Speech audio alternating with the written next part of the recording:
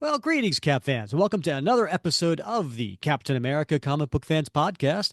It's episode 275, and I'm your host, Rick Verbanis. I've got a co-host, the best one out there. His name is Bob Lucius. Oh, Bob. Jeremiah was a bullfrog, was a good friend of mine. I never understood a single word he said, but I helped him drink his wine. And he always had some mighty fine wine. That's a bit of foreshadowing, I think. Is it? Is Yeah. it? Yeah. Nicely Bob, done. what am I doing here? How am I greeting you? Well, you're greeting me with a song, which is not Hmm. unusual, but it It's does. not unusual. There it is. There it is. Yeah. It's Jeremiah was a bullfrog. And I think the Well, bullfrog no, the himself. song is Joy to the World. Oh, yeah, that one. Yeah, yeah. Hmm. Good point. Good point. But it Yeah, does feature Jeremiah. it Yeah, does. and he was a bullfrog. Indeed. I'm not sure what that means in the context of the song. Do you I don't know? think anybody does. No? Yeah. You No. got to drink some red wine before you figure that out, I guess. Yeah. Yeah, that is by Three Dog Night. And but why did I pick that song, Bob? Well, what is it? Is it because the bullfrog may come up tonight? No, it was the Black Toad. Oh, God, so close. Thought I had it. Yes, we will see because this is a special episode. And when I say special episode, I'm not necessarily mean for our listeners, but it is for me. Because this is one of those ones. This is what we call a unicorn, where I do nothing for this episode. Bob actually picked the topic and researched the topic and will present the topic. This is being checked off of the bucket list that has been on there, maybe more than a couple of years. Yeah, yeah. And Bob is getting around to the topic of the top 10 bad Captain American Golden Age villains, right? Something like that. It's not the worst, but yeah, they're bad. Worst, Let's the face it. worst. Yeah, All right, yeah. yeah, Crappy, crappy yeah. Okay, villains. can we say that? Is it? Yeah, I guess we Yeah, can say that. It's America. yeah, Yeah. exactly. Yeah. Okay, that's fair. Yeah, so I get to just kind of sit back and I'm For the just the ride. face. I'm just the face for the show. Yeah, thank goodness. Most of the folks who enjoy this show are listeners. Oh, touche. Yeah. So Bob, we are 3 weeks into January, if you can believe it. Um, and if you're listening to this episode on the day it comes out, that would be January 21st of 2026. Still getting used to saying that. And we got a birthday coming up, a special birthday on January 26th, so just 5 days from now, and that is Mr. Sal Buscema. He's turning 90. I love Sal. Our pal. Yep. Yep. Hmm. He's like my favorite guy. So He's your favorite cap artist? he really is. Yeah. It's very yeah. Well, you know the deal. It's Yeah. it's It's sentimentality, right? it's what it is. Yeah. Yeah. It's just Nostalgic. it's nostalgic for me, and Hmm. I just enjoy that art. So Yeah. yeah. Now, the reason I was not involved in this top 10 list is because I don't read Golden Age comics. Yeah. And Bob, you're a big fan. So Well, yeah. why do you love Golden Age comics so much? Because we're looking behind you, right? We see the USA, we see the Select, we Yeah. see Golden Age cap books. I got down the So all you're a winners. Yeah. fan. You're a fan. What is it about that time period that you love so much? Well, I think it's a convergence of a couple loves of mine, Rick. I'm a lover of history, so student of history. That was my undergraduate degree. I think if I had to do it over again, I probably would have become a history professor, maybe more on the line of an Indiana Jones. go off and, Sure, yeah. The do, archaeologist. yeah, do the history, do the archaeology, go find some golden idols, whatever. Right. But I mean, that's always been a love of mine. And I continue, to read history. I love reading nonfiction historical books, and I like reading fictional books that take place in historical times. So I think it's just something about the history of that time. Golden Age books came out at a time when the world was at war, and they served a very particular purpose. And so when I hold, that book in my hand, I think about like who might have held it in their hands when it first hit the newsstand, right? The kid or the soldier who might have held it, and they read it, and the context in which they read it was very different, and they read different things from it. Then obviously we look and we see things that are very different from our sensibilities. But there's the history.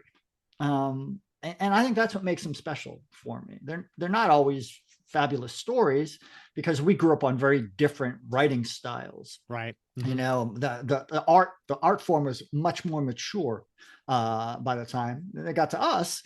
So they're very different and can be very jarring, but there's that history. So I love that. I love I personally never stopped and think like, wow, who read this? Who held this comic before me and read it? And I love that perspective. But you said something that was interesting to me.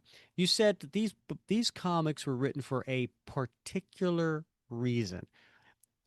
I would think there'd be more than one reason, but go ahead. No, what do you think fair. the particular reason is? Yeah, no, I think that's fair. I mean, I obviously I think it was a money-making scheme. Folks wanted to sell books and make money. And when the comic book genre began really, effectively in the late 30s, mid to late 30s, took off, picked up steam in the 40s. It was about making money. But I think there were a lot of characters that were written to appeal to war-conscious individuals, people who knew we were at war, were fighting a war, even if we weren't actively engaged in it yet. And then there were all those soldiers. So comics were widely distributed on military exchanges, both in the continental United States and overseas as well. So it was written for that audience. So it had to appeal to them, but it also served a propaganda purpose. So if you think of that's things, what I was going to ask about as far as the propaganda, right? Because I do think that element was there as one of them. Oh, absolutely. When you think of, for example, in Captain America, the Sentinel of Liberties Club was designed for a particular purpose, and it wasn't a new, thing. It wasn't like those sorts of clubs hadn't been invented before for both kids and adults. But you see all the ads for war bonds and for paper drives and metal drives that were featured in a lot of those comic books. So they were trying to reach certain people and instill certain values and promote certain behaviors. Yep. And then I also think it was entertainment, escapism. Right. I think that element was there as well. But yeah, it's interesting. We would put ourselves in that time period. I think that's a really important thing through these, so that we're not looking at it necessarily from a lens of 2026. Yeah. Right. And trying to experience it from that perspective. So I can't wait to get into this, Bob. So without further ado, I'm turning it over to Mr. Bob Lucius for his top 10 list. Whether you bond over streaming binge-worthy videos, watching sports recaps, video gaming, or by unplugging altogether, the 2026 Lincoln Nautilus Hybrid helps keep you connected throughout your journey. Learn more at Lincoln.com. Available connectivity features and functionality vary by model. Package pricing, trials, and term lengths vary by model. Video streaming and games are only available while parked. Thank you, Rick. I do want to provide a little background first, because I think, when people think of Captain America, for instance, and they think about the Golden Age, they often think about the fact that Captain America had his own book, right? First issue, cover date, March 1941, came out late December 20th, 1940. We're all familiar with that issue because we celebrate it every year, like a kind of a birthday. But Cap appeared in over 13 different titles in the 1940s and 1950s, Rick. So altogether, about 155 different issues that were published had one or more Captain America stories in it in that time frame. So, I mean, that's quite a footprint if you think about it. I mean, Cap, he appears on a number of books now, but mostly, Avengers and of course his own title. But back then, man, you would see a dedicated Captain America story in a range of titles. So he had quite a footprint back then.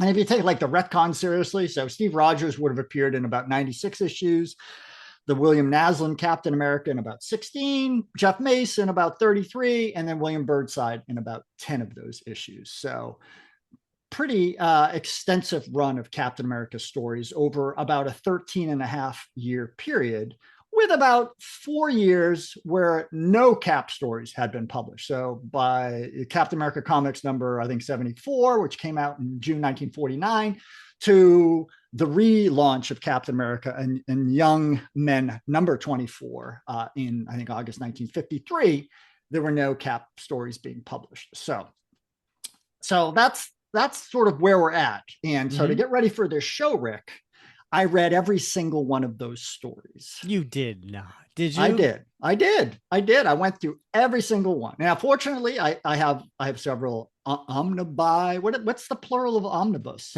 Omnibuses. So I have some omnibuses, and then I have some of the ones that I don't have. I have digitally, because there was once a sale for my Kindle Unlimited where I was able to get them for like $1.99 a volume. So I stocked up on all of those.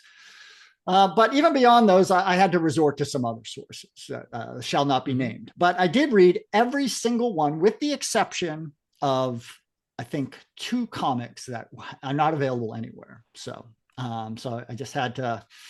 I don't know what's in those, Rick, but I did read on Marvel Fandom what the stories were and got a sense of who the characters were. So all that said and done, having read all 155 different issues, all the Cap stories, I narrowed it down to about 98, I think, villains, bad guys, foes, opponents that we could consider for this show. Wow. That's a lot, right? So, yeah. But the title of the show is The Worst. And it's also top 10. Right. It's top 10. Exactly. So, this is a relatively short show. We don't have time to go through all those. So I wanted to keep it manageable. So I excluded some of the outright Nazi villains. So, Hitler's not on our list, or Heinz Kruger, or any of those folks that were, Gestapo agents, or, were in Nazi uniforms, and the same for the Imperial Japanese forces. Although I thought you were on to me a little bit early, because you said this is a bit of a unicorn. So there was a bad guy who was an Imperial Japanese officer, and he went by the name of the Unicorn King Zong. He didn't make our top 10 list, however. So you'll have to take my word for it and go back and research him. So, but I thought maybe you were getting in my brain, trying to mess with me a little bit.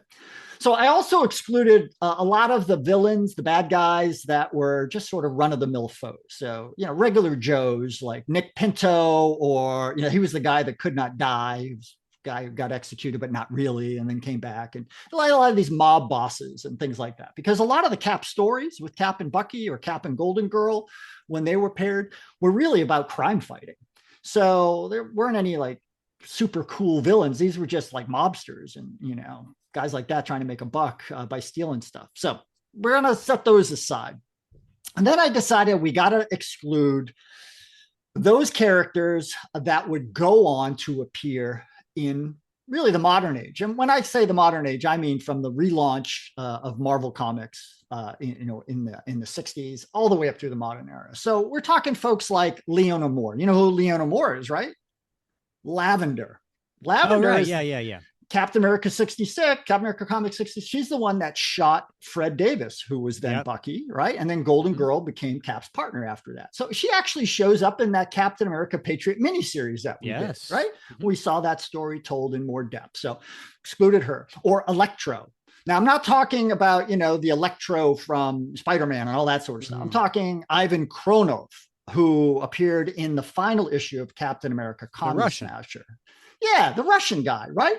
Mhm. But he also appeared in the Captain America Annual number 13, written by Roy Thomas. So Roy plucked him out of, and I consider the 50s the golden age. I know some folks consider it the atomic age. So, but anyway, he appeared in the modern comics, so we excluded him. And then what about Sando and Omar? Do you remember them, Rick? Oh yeah, from Tales of Suspense. Yeah. Right. So they were in Captain America Comics number 1, but they also appeared in Tales of Suspense 64. So can't count them.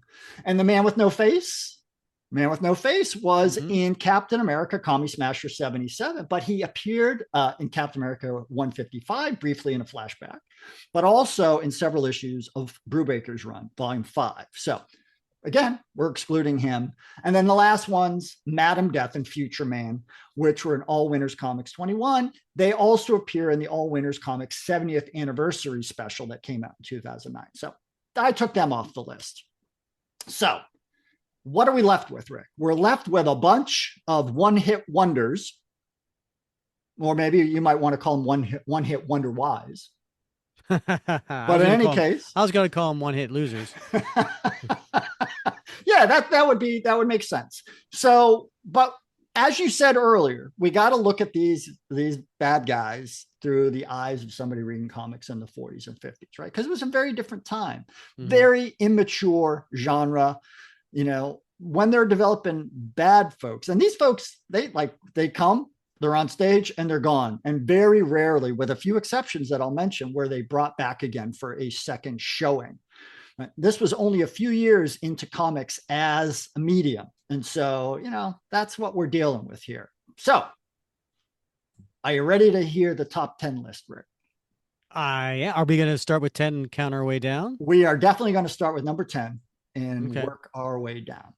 So number 10 on the list is a guy by the name of Kelsey Riordan, or also known as the Bullfrog, as you mentioned earlier. You might have thought his name would have been Jeremiah, but no, it's Kelsey. Okay. Now, you can't confuse this guy with Vincent Patilio. Do you know who that is, Rick?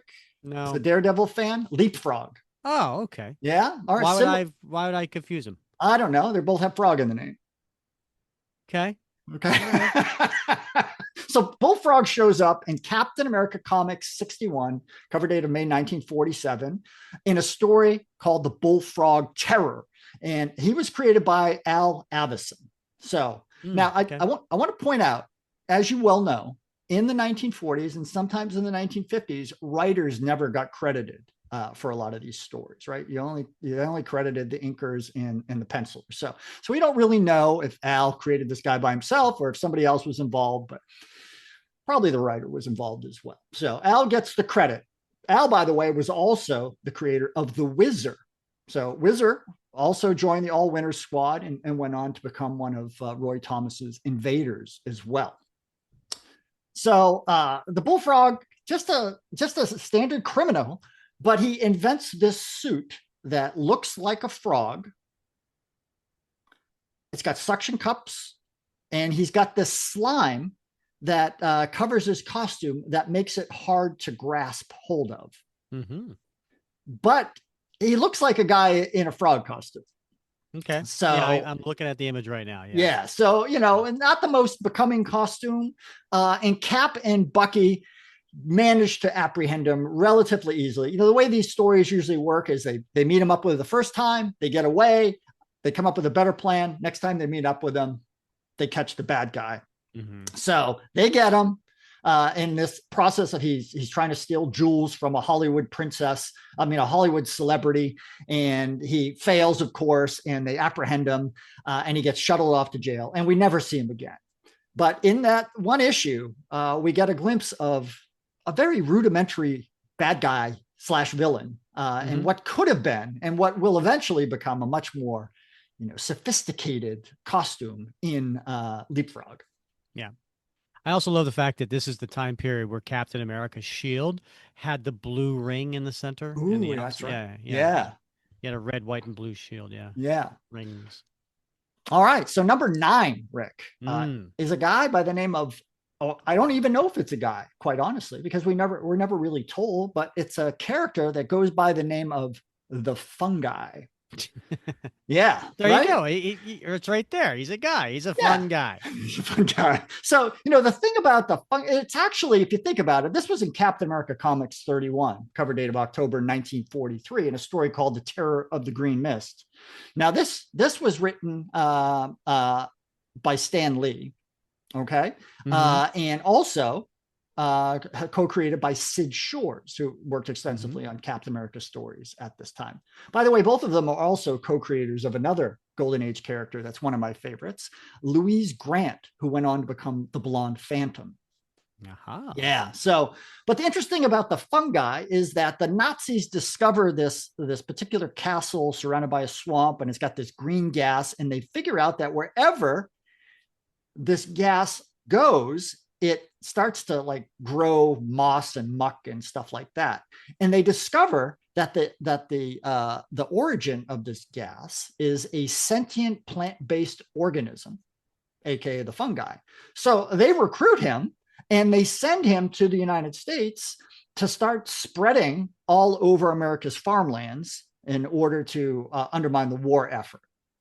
So Captain America and Bucky are sent on the job, and they go out and eventually not only battle with the fungi, and he gets away the first time, but they follow him back to Nazi Germany, to the fungi's castle, where they eventually defeat him, and the fungi is destroyed. So, but if you look at the pictures of the fungi, you see, this could be It's creepy. A really kind of a cool character, right? With a little more character development, maybe. If they had brought him back in another issue or two, they could have built on this a little bit. I mean, those arms and legs are they're really, really skinny. It looks like a creature, really, more than a guy in a costume. Right. I mean, if you think about, Man-Thing, right? I mean, Man-Thing is a fully developed character. Bob, do you like to think of Man-Thing? I know you have a giant-sized Man-Thing. Bob, stop. I don't have that. You should not say that.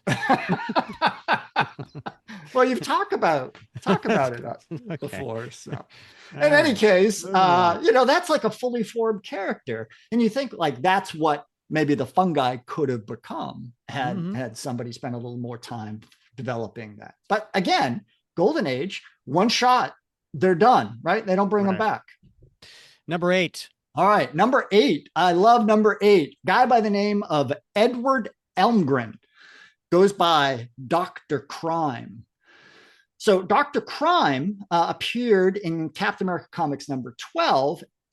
And this is one of those rare exceptions where he did come back in All Winners Comics number 7 later that year. But in the Captain America 1942, comics, 1942, Captain America comics, the story was the terrible menace of the Pygmies of Terror.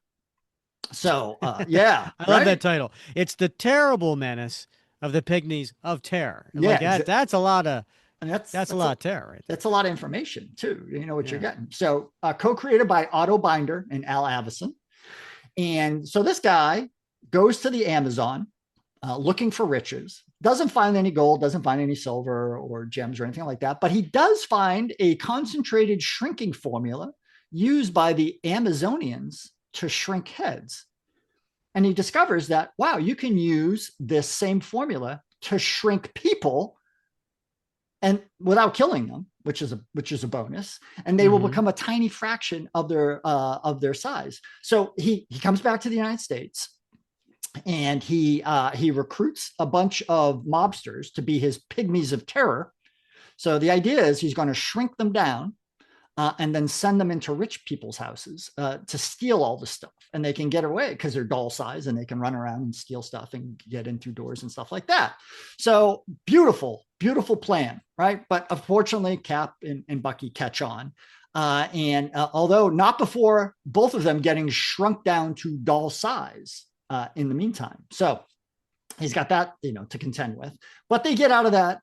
They end up defeating Dr. Crime and they turn him over to the authorities, but he shows up one more time in All Winners Comics where the Nazis recruit him once again to serve their purposes by kidnapping 2 American generals.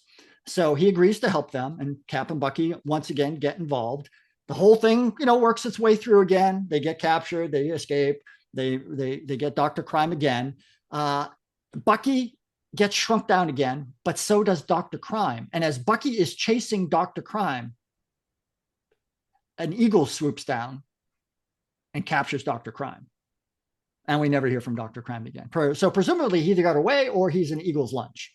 A lot of these characters we never hear about again, right? The ones I mentioned previously is the exceptions. They made it into the modern age. They've been mentioned or used before. Dr. Crime's a little bit different. We only see him in a flashback, but we do see him in Marvel Knights Spider-Man #9, when the Scorpion has a conversation with Peter Parker. And he explains to him where many of the supervillains came from. And Peter Parker's aghast at this, but the Scorpion tells him that powerful corporations have these contractual relationships with supervillains. They've created many of them. In some cases, they just hire them.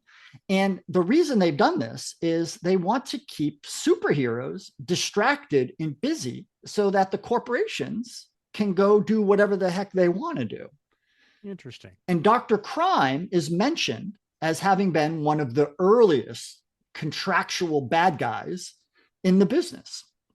And so they have certain bad folks that are shown, certain former villains, a lot of them Golden Age, that were shown that are hinted at that these folks were on the dole, right? They were being paid to be bad guys to keep superheroes looking the other way.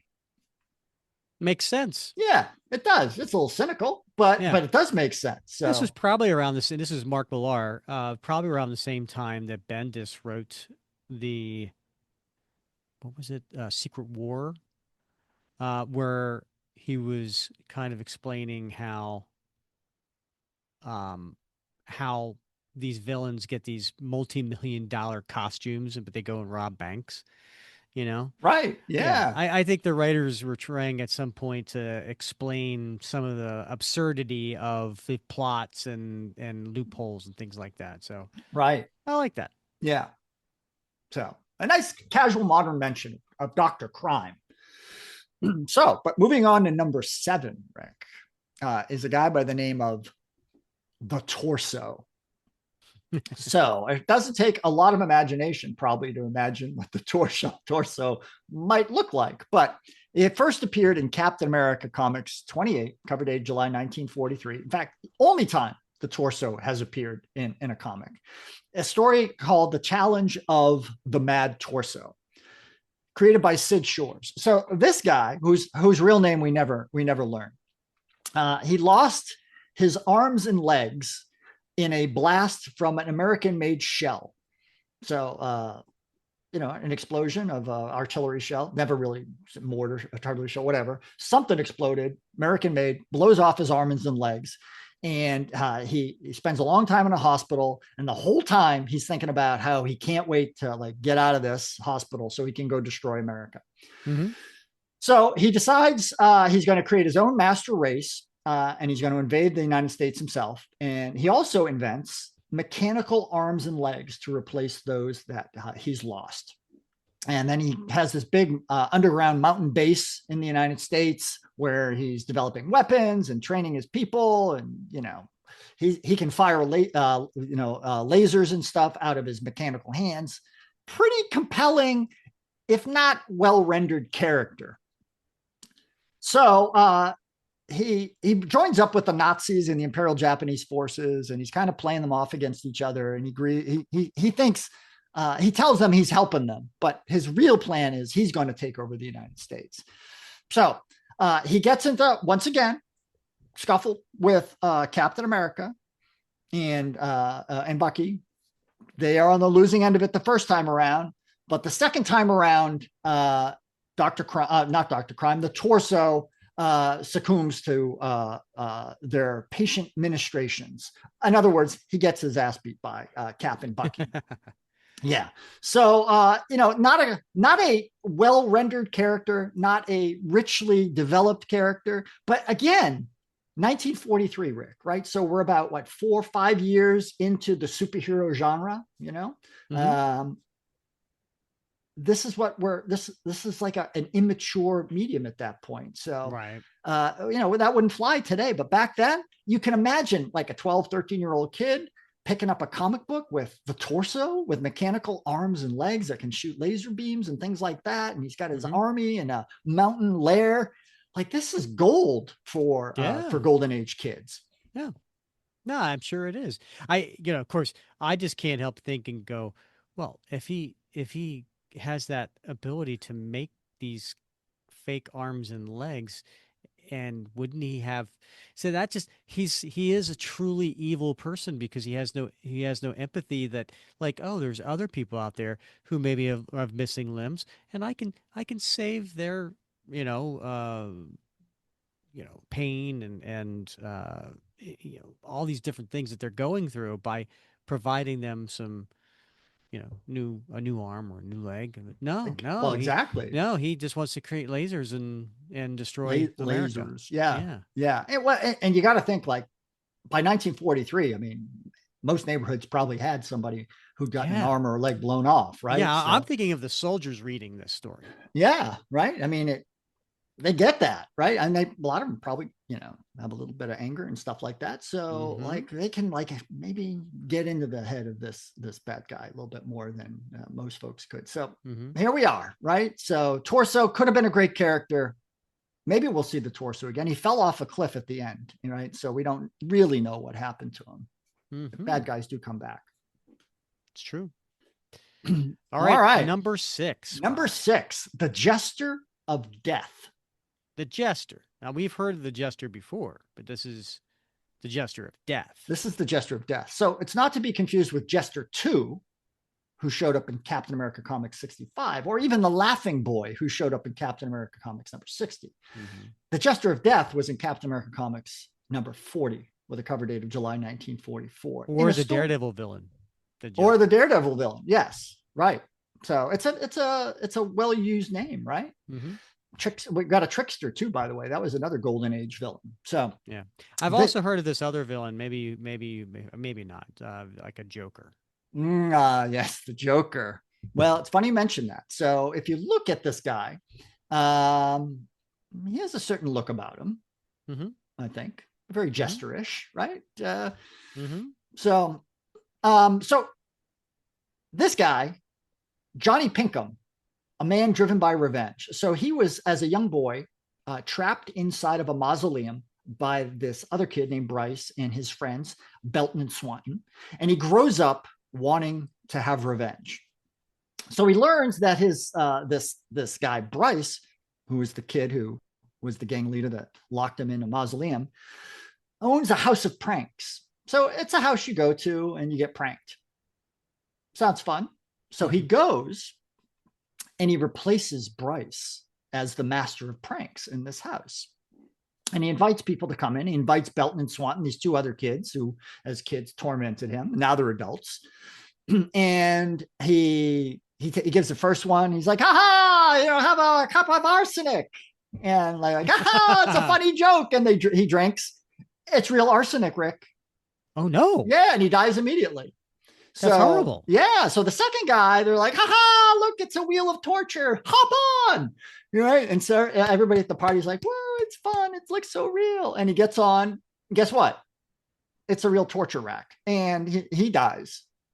So Steve and Bucky happen to be at this party. And they're like, hey, what's going on? Like, these people are really getting murdered. So they get on their Captain America and Bucky costumes. And they try to capture this guy. And again, they fail the first time. They get, fall through trapdoors and things like that. But they come back and they ultimately defeat the Jester of Death, who apparently falls through a trapdoor himself to his own doom. But we don't know that for sure, do we? So he has all these tricks at his disposal, right? Arsenic, different weird devices in the house to kill people. So in that respect, he's kind of a creepy dude, right? But clever, if you think about it. Now, I don't know how much of the Jester was maybe borrowed from a similar DC kind of character. There was sort of the Prince of Funny, But again, a nascent character, never really fully developed. Could have gone on to be a much more interesting character, had been used a couple more times, maybe, and fleshed out a little bit more with more weird devices to prank kill people, but it never materialized. Sounds pretty creepy. Yeah. All right. So we're at the halftime. All right. All right. So I have a question for you, Bob. Okay. What was it about these characters that made it onto your top 10 worst Golden Age Cap villains? So these are the worst of all the 90 some villains that you came across. You're like, these are the worst. Like I'm Yeah. still waiting to hear like why they like. I mean, they All right. sound kind of lame, but Yeah. but you make them sound cool. So how do I? Why All are right. they here? Why are they the worst? That's fair. That's fair. So as I said at the outset, read through a lot of characters: the murdering Medusa, the parrot, the other jester, the trickster, the acrobat, Arson, Andy, and Anne, right? Fang, the archfiend of the Orient, the eel of Horror Harbor, the green mask killer, the hunchback of Hollywood. I've read all of them, right? These characters had potential, but it was a potential never realized. And that's what makes them particularly profoundly disappointing to me, right? Because they could have been cool characters. But the thing about the Golden Age is they so rarely reused villains. Red Skull, obviously, that one's a standout, right? That guy gets used a lot, in various guises, might I add. Right? George Maxon, Johann Smith, on and on, right? So, but most villains were discarded after the first use, and so that's what makes these particularly the worst, because they could have been cool. So as we get to number 1, these are ones that you think had the most potential. Wasted. Sure. Yeah. Well, yes and no. Yes, they all have potential. Some of them, and I'll mention this as we get to number 1, because number 1 is a special case.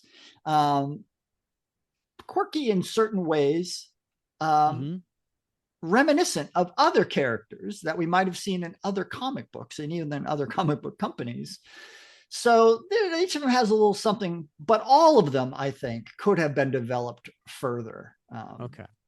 Yeah. I'm just trying to figure out what will make number 1 worse than number 10. Is it based on potential? Is it based on something else? Well, I will tell you that there's a very narrow dividing line between all of them. Okay. Yeah. So we're not talking like a huge gap here. Gotcha. Okay. Right. So all right. So let's do a little recap here from 10 to 6. All right. So number 10, Bullfrog. Number Yeah. 9, the Fungi. Number 8, Dr. Crime. 7, the Torso. 6, the Jester of Death. So now we are number 5, Bob. Yeah. Number 5, the Black Toad, aka Chuck MacArthur. So this character appeared in Captain America Comics number 7, cover date October 1941, in a story called Death Loads the Bases. Ooh. Yeah. It's a baseball story, right? Okay. Yeah. I'm proud of you. Yeah. So this is this character was created by none other than Jack Kirby and Joe Simon. So these, we're talking the powerhouses here. And this is the story that I think many people at least are familiar with, maybe an image or two, with Cap and Bucky getting dressed up as baseball players, wearing baseball uniforms with their superhero costumes underneath. So a lot of folks share that on occasion. And so you might have seen that before. But basically, the story is the owner of the Brooklyn Badgers professional baseball team wants to sell the team. But something keeps getting in his way. And it's this character known as the Black Toad who keeps killing off his key players. So the pitcher is the first one to get axed when Steve and Bucky are there in watching the game, right? And so to prevent this from happening again, they suit up themselves as baseball players and go out on the field to join the team to play. And nobody recognizes them, by the way, as Captain America and Bucky, despite the masks and that whole thing. So they're out there playing baseball, and another guy gets killed, and they notice this guy running dressed as a black toad. Now, if you look at the picture of the black toad, he looks like a bat. He looks like a bat, a black bat. Yeah. Mm-hmm. So, and I'll circle back around in that minute. So they chase this guy, and of course he gets away. But by the end of the story, they think they've got him, and they capture him and they pull the mask off it, and it's the owner of the team. What? But the owner of the team says, no, I was just, it's not me. I was trying to like capture the real black toad. And sure enough, just then, they see the real black toad. So they go off after him. They end up finally capturing him. And it's the baseball team's manager. And he's mad because he's trained this team to be so good. And he feels like he deserves to be the owner of the team. Now that seems like kind of a letdown motivation for a supervillain. Yeah. I could see, from your face, you're like, that's it? Well, it sounds like a Scooby-Doo episode. Yeah. And a lot of these villains were like Scooby-Doo episodes, right? Resolved in exactly the same way. So this is also one of those rare exceptions that we see this character again. And we see him, Captain America Comics 18, but that's a nightmare. The whole story is a nightmare that Steve Rogers is having, and the Black Toad appears in his nightmare. So interestingly, I think I might have also sent you an image from Captain America 112. This was the fill-in issue that Kirby did in between the Steranko issues. It's on the cover. It says the album issue. And in that issue, like Steve Rogers is missing, and Tony Stark is pulling out some Avengers files, and he goes through them. And part of those files is some of the earliest missions or events in Captain America's life, some of the earliest villains that he faced. So you have like, I think, who was there? Not Dr. Crime. The Ringmaster of Death was there, and the White Death was there. But the Toad Man was also there, right? That's what they called him. They called him the Toad Man in America Comics 112, not the Black Toad. Interesting. So I've read, Rick, that now you'll find this interesting, I think. I've read that if you look at the lettering of the original Captain America Comics #7, so not the omnibus, not like the newly mastered versions of it, but the original paper Captain America Comics #7, where the Toad was written, it looks like editorial had changed the original word, and that Toad was inserted as a secondary thought. And it looks like it replaced a 3-letter word. And so many folks have speculated that 3-letter word was bat. Really? As a play, perhaps on baseball. Okay. But also perhaps as a play on a certain DC character. Yeah, right? So so editorial changed it late in the game to Toad, and therefore we get the Black Toad. Yeah. The lawyers got involved. The lawyers got involved and said, maybe we want to avoid some litigation on this. So I think we just had this problem with the heater shield. So there you have it. The Black Toad could have been an interesting character, maybe not the baseball manager, maybe something more nefarious. Who knows? But again, missed opportunity. Yeah. All right, cool. Yeah. All right, number 4. Oh, number 4, the Butterfly. Oh, that just fills me full of terror. Doesn't it? Yes, a gentleman by the name of Dr. Vitrioli is the Butterfly. First appeared in Captain America Comics #3 with a cover date May 1941. Again, creators Jack Kirby and Joe Simon. And he appeared in a story. You're going to love this title, Rick. The Queer Case of the Murdering Butterfly and the Ancient Mummies. I love it. Doesn't that just pull you in? It does something. Yes. Yeah, it does something. So, so the butterfly had an interesting costume, patterned after his namesake, a butterfly, of course. It had wings that enabled him to fly, and he could hover as well. So not only could he go back and forth, but he could hover, and it had a long proboscis. Is that proboscis? Right? For Proboscis. nectar. Butterflies, yeah, would use it for nectar, I guess. Yeah. But he used it to impale his enemies. Oh. Yeah. But if he couldn't get close enough, he also carried a pistol. Okay. Yeah. So he used this costume. He worked at a museum. In fact, he was the head curator at this museum that had these priceless Egyptian artifacts.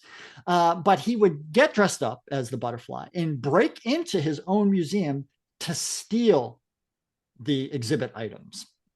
So, of course, Bucky's on a school field trip to the museum.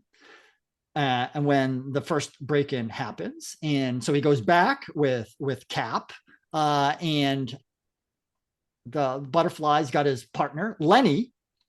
Now I don't know, were the Grapes of Wrath written? Because Lenny was like Lenny. No, I'm sorry, of Mice and Men, like Lenny of Mice and Men, sort of the big, dim-witted partner guy, right? And that's Lenny. Dr. Vitrioli, the butterfly's partner. So they go up against Bucky and Cap manages to dispatch him by knocking him out of the air with his shield. And he falls to the ground from a height and perishes. And that is the end of the butterfly.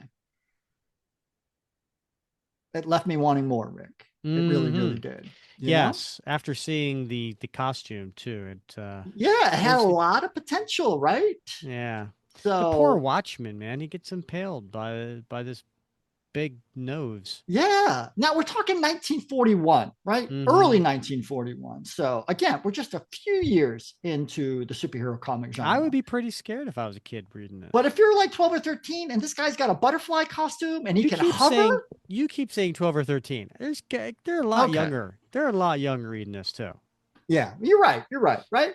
But I'm just kind of a cool potential character, hovering, flying, got this thing he can impale people with. He's shooting guns, could have been a really awesome character that had been more, but again, just discarded after one use. So, okay. Yeah. Sad. I personally don't know how cool and scary the butterfly would be, but okay. Think of it this way. Trying out new things, right? Certainly far scarier than the hummingbird. Or Calendar Man or Kite Man. Right? Yeah, Yeah. So, I mean, they're throwing things against the wall, but nothing ever sticks. Number 3. Number 3. A gentleman by the name of Hiram Heel, known as the Human Fly. Very cool. Now, there's been another Human Fly that came much, much later. Right. Yeah. So Human Fly 2, Rick Rojat, created by Bill Mantlo and Lee Elias, first appeared in Human Fly number 1 with a cover date of September 1977. That's the one I think most people are familiar with because this guy only showed up once. Yeah, but Rick Rojat, just to get back to that one from 1977, that was based on a real person, right? I did not know that was based on a real person. So the Human Fly, was a stuntman, a daredevil kind of, you will. And he did things, and so they decided to make a comic book about him. And so I think on the cover of the first issue, it says like based on a real person. And yeah, Rick Rojat was a real live human being. Wow. Yeah. I had no he did idea. all kinds of like really weird stunts and everything. So they called him the Human Fly because he would do stuff. He would like ride on outside of airplanes on their wings and stuff like that. Yeah. He wouldn't like poop everywhere he landed though, right? Right.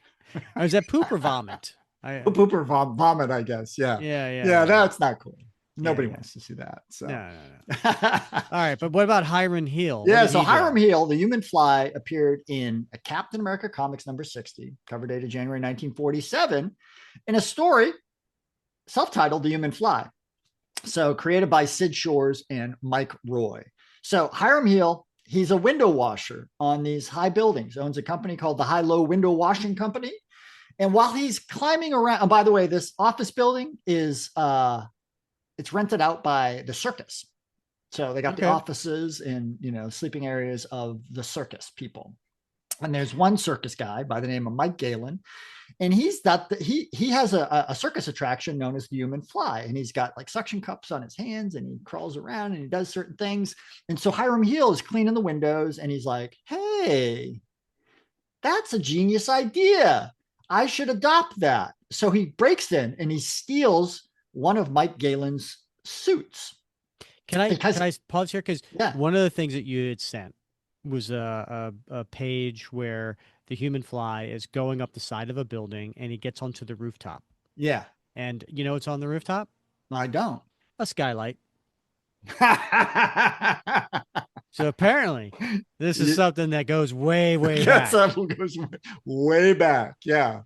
So there it is. So he breaks in, he steals his costume, and his plan is he's going to go up and down buildings and break in and steal jewels out of people's apartments or money out of people's safes in their offices. So one day while he's out there doing his thing, Cap and Bucky just happen to be riding around in a helicopter. And yeah, right, doing, you know, recon patrol, I guess, whatever. And so they rush off to stop him. He gets away. Once again, you know, they catch him again. This time battle ensues. And unfortunately, this is funny. He's trying to get away from Cap and Bucky, and he trips over some food that had been stored in a little alcove by a guy by the name of John Moth. Huh. Yeah. Maybe that character has planned to come back. I don't know. Never did. But they were able to capture him. Well, there's the killer moth. Oh, the killer moth, right. Yeah. I don't think his name is John Moth. But in any case, they capture him, peel off his mask, figure out it's not the circus guy. It's in fact this window washer by the name of Hiram Heel, and send him off to jail. And we never hear from him again. And he says, and I would have gotten away with it too if it wasn't for those meddling kids. Yeah. But again, think of it, Rick, as a young reader, guy dressed as a fly, and you see the costume, scale. Yeah, the suction cups. Yeah. Yeah, you know, it's kind of cool. It would have been It really, is. really cool. Yeah. Probably kids. I bet kids would have gone out and like cosplayed this as best they could, right? You know, made their own getting their mom and costume. dad's plunger from the bathroom. Yeah, right. Yeah. So, yeah. All right, Number two, Rick, the crocodile. Now, not to be confused with DC's Killer Croc, very different character. The crocodile is a guy by the name of Freeman Mosher. And again, there was a crocodile in Marvel Comics who appeared in issue 3 of the 2009 Destroyer series under the Max imprint. Completely different guy. Okay. This crocodile only shows up once. Captain America Comics number 19, cover date October 1942. Story, The Crocodile Strikes, created by Al Alvison. So down in the bayou, there's an old house, been there forever, with a woman and I think her granddaughter still living there in close to poverty, not knowing that the family jewels have been secreted in that house for generations. But Freeman Mosher knows because his family has always had a beef with their family, and he is the only one left in his family. But he knows that there's jewels in that house, and he has gotten a job as the groundskeeper for this dilapidated mansion. And his goal is to scare them out of the house, or if necessary, to murder them. And to do that, he dresses up like a crocodile, because there is an old legend in the bayou of the bloody crocodile.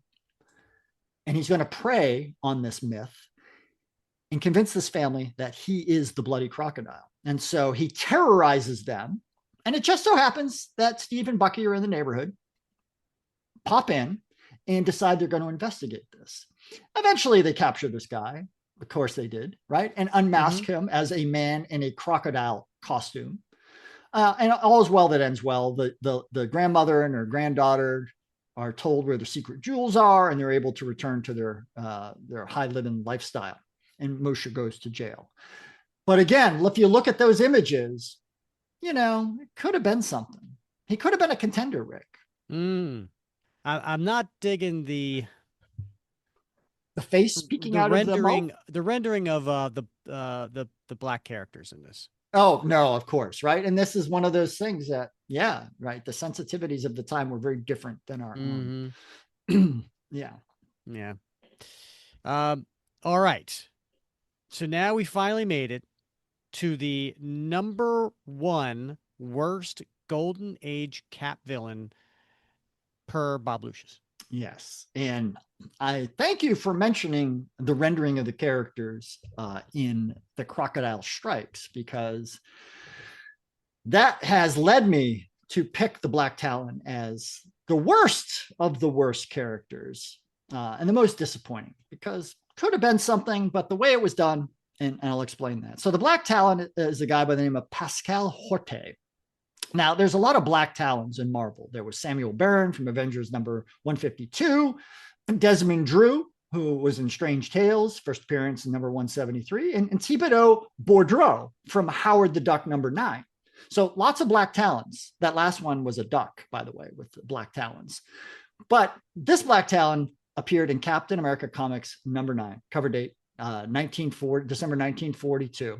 But here's an interesting fact. He actually appeared earlier in December 1941 in Young Allies number 2. But here's what's kind of interesting. That earlier story in Young Allies takes place after the story in Captain America. So they wrote the Captain America story is a bit of a prequel to the Young Allies story. So they're already doing retcons way back then. They're already doing retcons, yes, right? And the Captain America story explains his origin a little bit more than they did in the Young Allies. And that, by the way, that Young Allies story features Captain America. Captain America and Human Torch are both instrumental in dispatching the Black Talon at the end. So in the case of the Black Talon, and Black Talon was created by Jack Kirby and Otto Binder, we have this guy, Pascal Horta, who's an artiste. But unfortunately, he was involved in an automobile accident that crushed his right hand. And it meant he could never paint again, which just completely destroyed him. And, became distressed and depressed and just couldn't break out of the funk. But he's offered a way out by a scientist. It's always a scientist who says, well, what we could do is we could replace your hand with the hand of somebody else. And there just so happens to be this convicted killer, Strangler Burns. And again, this is where, the context of the time, a Black man. All right, who is and this convicted killer, Strangler Burns, has agreed to donate his right hand to have it transplanted onto Pascal Horte's, where his crushed right hand would be. He agreed to this? Like, what's he getting out of it? He's not getting anything out of it, apparently. Just, I don't know. But he's executed, and the hand is sewn on to Horta's right arm. And as soon as that happens, he begins painting images of death and violence. He becomes a bit maniacal, and he feels like it's his hand. So he's white, but his hand is black because it came from Strangler Burns, hence the name the Black Talon. And he starts to paint pictures of all the people he kills in their last moments. So like grisly pictures of them like screaming is his thing. So he, again, gets up against Cap and Bucky, gets away the first time.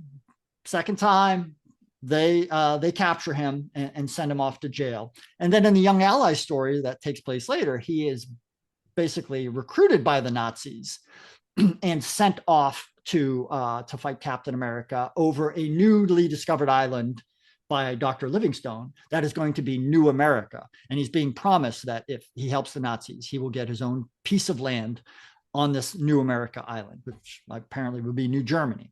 So ultimately, he dies at the end, right? He is killed. So kind of a weird character, Rick. And the thing that makes it the worst for me is that he's got a little bit of, it's a little bit of a psychological disturbance, which makes him scary. Yeah. Capable of, violence, but in his own special way of painting pictures of the people he kills. So kind of a cool character, right? But this whole idea of him having murderous impulses because he's got a black hand sewn on his wrist is what makes it really kind of, Well, maybe it's not because it's black. I mean, because it was the person that hand belonged to. He was a strangler. I think, but I think, the times they painted they made the strangler a black guy.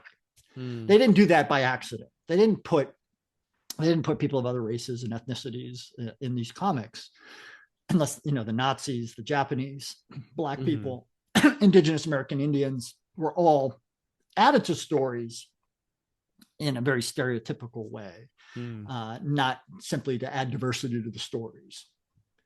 Well, that's very cool, Bob. We've of taking us through these top 10. I maybe had heard of one or two of them and seen some images of them, but it was I certainly didn't know about them, and now I do. And thank you for your research on that. Were there any that were like honorable mentions that maybe didn't quite make the list, but you still want to throw out there? Yeah, there were a handful. So I really liked a guy by the name of the Owl, who looked kind of like an owl. It was his hairstyle. Man, did the writers for Daredevil comics just steal all this? Because, I mean, Leapfrog and the Jester, the Owl, these are all like big time villains for the Daredevil in the 60s. But you got to think, like, Roy Thomas was unashamed about taking characters from, excuse me, the Golden Age and bringing them into the modern age. And I got to think a lot of comic book writers from the 60s and 70s had read Golden Age, Atomic Age comics, and were inspired by them. And these characters weren't used again. They were one and done. So why not, recreate them in a more nuanced, more complex way? Sure. Makes sense, right? So I did like the Owl from Young Allies #5. And again, we got to remember, Captain America appeared in stories, not just in the Captain America comics, his self-titled comics, but all these other titles as well, including many Young Allies stories. Usually what happened is Human Torch and Cap came in at the end when the Young Allies were maybe not getting the good end of the bargain from the bad guy, and they would come in and help save the day.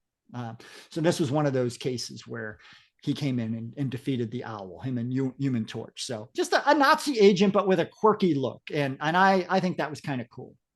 Another one was the Lord of Death from All Winners Comics #1 from June 1941. So this is kind of a cool one where it has a bit of the mythos made its jump into the modern age. So this was a story called Captain America in the Case of the Hollow Men, written by Jack Kirby and Joe Simon. And this guy, the Lord of Death, is a Nazi sympathizer who invented the dynamo fluid. Yeah, think about that one. I could use a little dynamo fluid at my age. But the dynamo fluid would basically replace the blood of people and turn them into mindless zombies that are unstoppable, short of just completely destroying their bodies. So he was sent by Hitler to New York City and to work among the homeless. And he would turn the homeless into mindless zombies to basically break into munitions warehouses or, destroy ships in the harbor, on and on and on. And so Steve and Bucky disguise themselves as homeless, find out where he's based, get in there and disrupt his operations. But what's interesting is that this dynamo fluid shows up again in there was a series, I can't remember when it came out, maybe about 6-7 years ago, called Avengers 1959. I think it was like a 6-issue, maybe a 5-issue miniseries that paired, I think it was Nick Fury and Sabretooth and the Blonde Phantom and Namora and maybe one more. Anyway, they were paired to defeat this agency called Icon. And this icon was led by a guy by the name of Jeffrey Sydenham, a former U.S. consul. And he recreated the dynamo fluid and developed these hordes of zombies that he would throw against these Avengers characters in that miniseries. So, and it mentions the Lord of Death and the dynamo fluid.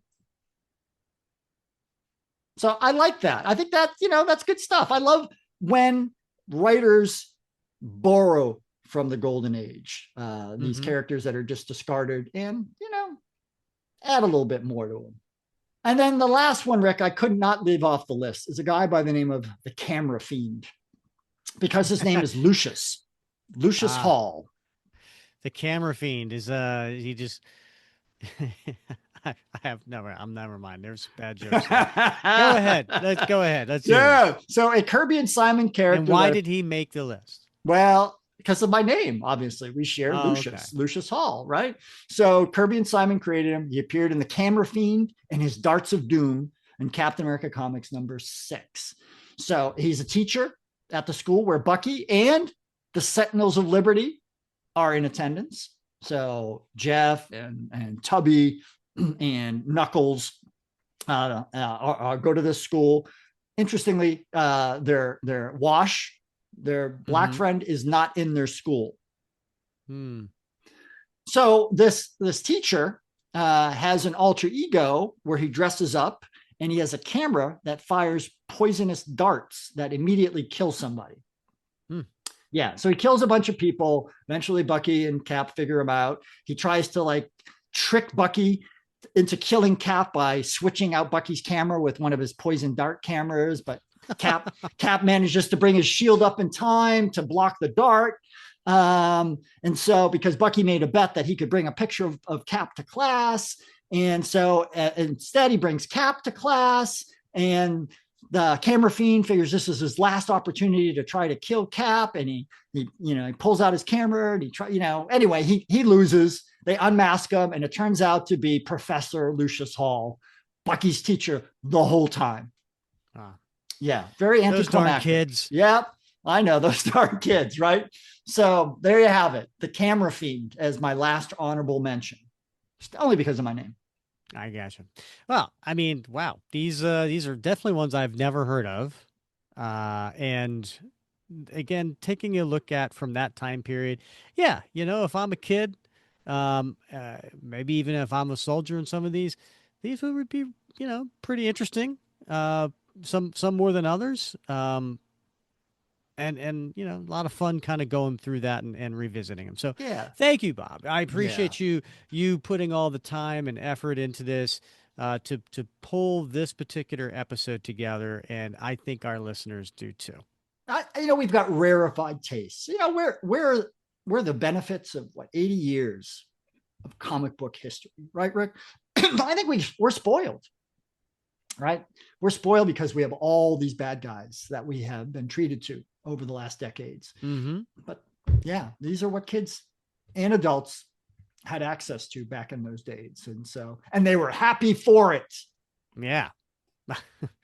All right. Well, listeners, if you want to see more top 10 lists by Bob, please send in your requests and let us know what you think of this particular episode. And we would love to get your comments and hear your feedback. Bob, any final words? Nope. I don't. This has been a joy, Rick. Thank you for giving me the opportunity to talk about the Golden Age stuff that I love. Absolutely. I hope the listeners enjoyed it. We could check this off of the bucket list, and we can also say this counted towards World War II. So we don't have to do that for a while. And if I'd known that, I would have included Eraser, the Rubber Man. All right. Listen, please rate, review, and subscribe wherever you listen. If you're on YouTube right now, give us a thumbs up. If you're on Spotify, give us a comment. If you're on Apple, give us a 5-star review. And in Facebook, we love to hear your comments. Same thing on YouTube as well. So also, and if you'd like to support the show, we really do appreciate it. You can check us out on buymeacoffee.com/Cap Comic Fans. For Bob Lucius, I'm Rick Furbanis, and you have been listening to another episode of the Captain America Comic Book Fans Podcast.